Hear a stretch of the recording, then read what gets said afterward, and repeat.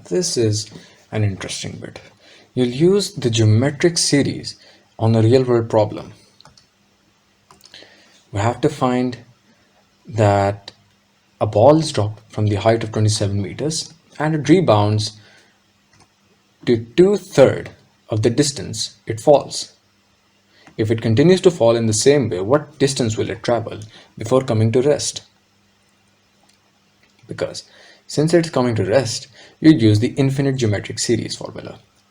Because obviously it keeps bouncing and bouncing and bouncing, and we do not know how many times it actually bounced. We have no precise calculation for that. So you'll use the formula for S infinity.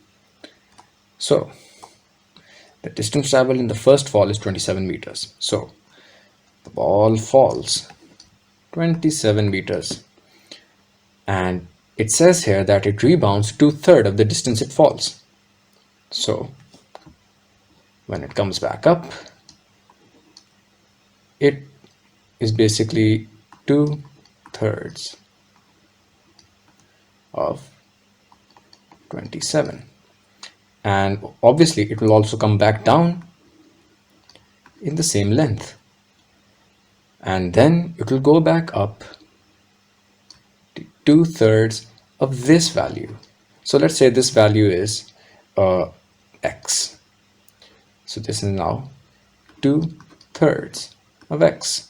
It will come down in the same length and it will go back up to 2/3 of this value, which let's say that 2/3 of x is y. So this is now 2/3 of y. So let's see how we can deal with this. The height of the first rebound is 27 into 2/3. This is the first rebound. As you see, it is 27 into 2/3, which is 18 meters. The height of the second rebound is 2/3 of the first rebound. So it is 2/3 of this 18, and that is 12 meters. So let's see. We write down the first fall as it is, 27 meters.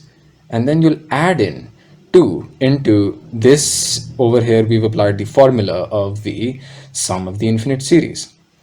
And obviously this is a bit confusing because why have we added this, multiplied this 2? Well, because if it goes up, it also comes down. So it covers the distance twice. So it will cover the infinite series twice. Obviously, over here it also goes back, it goes up and it also comes back down the same distance.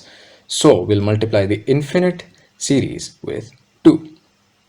And now to find the infinite series, well, as you know, the first rebound is 18. So 18 is A1. A1. 1 minus R. R, as you know, is 2/3 that is given to you in the question. So when you apply the formula